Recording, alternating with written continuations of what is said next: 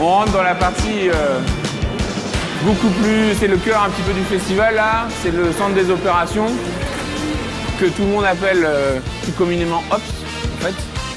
Où on se retrouve, en fait, avec plusieurs parties. Le vrai centre des opérations, c'est ce podium, en fait, qu'on construit et sur lequel on retrouve, en fait, 6 postes différents. Et c'est là qu'on gère le gros matériel, on va dire. Donc des transpalettes aux chariots élévateurs, en passant par les voiturettes de golf qu'on utilise. Il y a des gens qui font le suivi de tout ça, mais aussi des choses très pratiques comme les clés, parce qu'il y a des centaines de portes à Villepinte et il y a une clé par porte. Donc quand tu veux aller à un endroit, il faut avoir la bonne clé. Et si les gens les gardent dans leur poche et ne nous les ramènent pas, on Ops est là pour aider les équipes qui sont en place. Mais quand il y a des éléments un peu spécifiques, ils ont beau être 3, 4 ou 5, il faut qu'ils soient plutôt 20. Donc du coup là on a une équipe renfort qu'on leur envoie. Donc il y a une personne qui est là pour réceptionner les missions et une autre qui va affecter les gens aux missions. On monitore certains endroits, donc on a installé des caméras IP justement pour voir comment ça se passe, pour pouvoir intervenir sur certains endroits qui nous intéressaient. Les tests sont concluants, donc je pense qu'on déploiera plus de caméras à l'avenir. Ça nous permet d'être plus réactifs. Ça bouchonne sur l'entrée du 5A, on envoie 2 personnes avec des douchettes et comme ça on accélère le rythme. Donc ces caméras-là, c'est vraiment à ça que ça sert.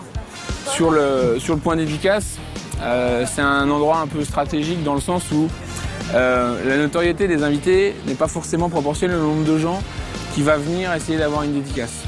Donc on peut avoir un très gros invité qui ne va pas avoir énormément de gens et un tout petit qu'on connaissait peu mais qui tout d'un coup génère un engouement.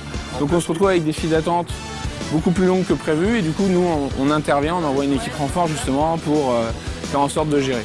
On a évidemment des équipes aussi sur place qui sont reliées sur Ops et entre elles avec des talkie-walkie. Où nous on a maintenant des CB aussi. Quand c'est en exploitation, les réseaux téléphoniques sont saturés, donc on ne peut pas communiquer par téléphone. Et les halls sont tellement grands, c'est des cages de Faraday, donc quand vous êtes dedans, les ondes ne passent pas vraiment. Donc quand les gens sont dans le live house, dans la scène principale, les talkie-walkie ne portent pas jusqu'ici. Donc on met en place des CB pour pouvoir communiquer avec eux. Sur cet espace-là, tout nous appartient. C'est-à-dire qu'on est autonome, on arrive, on n'a pas besoin d'attendre le prestataire parce que tout est à nous et du coup on peut déployer ça, commencer à travailler et puis derrière réceptionner le matériel. Pendant le montage, c'est aussi ici où on réceptionne toutes les livraisons. Et là on se retrouve donc avec le gros matériel, les stocks de vivres pour tous les jours. Donc là il y a un peu tout ça et puis il y a aussi du matériel un peu plus important, donc les échelles, là on a des paperboards. Donc il y a de tout. Hein. Tout ça, ça vient du stock. Donc on l'avait tout rangé. Et là, on l'a redéployé ici pour pouvoir s'y retrouver. En fait, on a des cases pour chaque zone. Donc, rangé par alphabétique. Donc on se retrouve ici avec le matériel qui est destiné à l'accueil pro, l'accueil exposant, le bureau invité, business lounge. Puis ça va comme ça, toutes les différentes salles qu'on alimente quand ils ont besoin de quelque chose. On met dans leur case et le soir ou le matin, on leur emmène. Voilà, et il y a une troisième partie importante qu'on va aller voir. Cet endroit n'a pas de nom spécial, ça s'appelle la tente, voilà, parce que c'est une tente. Et donc c'est là-dedans qu'on va stocker du réassort du fret en fait. Ou alors des caisses vides et ce genre de choses. Et nos véhicules. Pour compléter la visite des coulisses, on a une grande table de travail pour tous les chefs de pôle et certains prestataires. Et derrière, là-bas, avec les oiseaux qui font les clowns, on a le réfectoire. Et donc depuis 2 ans, on a lancé une informatisation de beaucoup de process, comme le point dédicace, tout ce qui est gestion des badges staff, VIP, presse et compagnie. On est passé donc avec une gestion assez importante avec des douchettes pour scanner des QR codes et tout ça. Donc du coup, on a un gros centre informatique maintenant.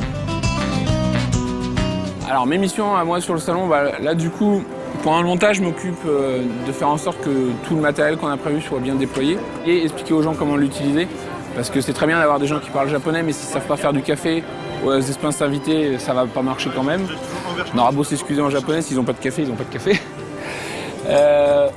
Une fois que c'est ça, on s'occupe de vérifier que tout est en place, on fait la coordination, on va intervenir quand il y a des débordements. Donc mon rôle, ça va être aussi souvent de juste dispatcher en disant bah, tiens Georges tu vas là-bas, Ludovic s'il te plaît tu apportes ça là-bas.